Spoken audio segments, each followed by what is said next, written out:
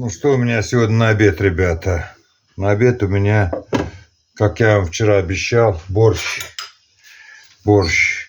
Только, пожалуйста, какой борщ? Украинский, туркменский. Борщ он есть, борщ.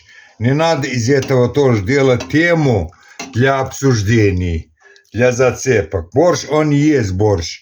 Русский, украинский, сибирский, туркменский, узбекский. Все его наши варят.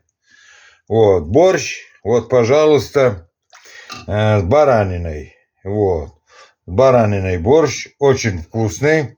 Без добавления томатной пасты, лавровым листом, все как положено, зажаркой, помидоры обжаренные, без кожицы. Вот так, вот такой вот борщ, интернациональный борщ.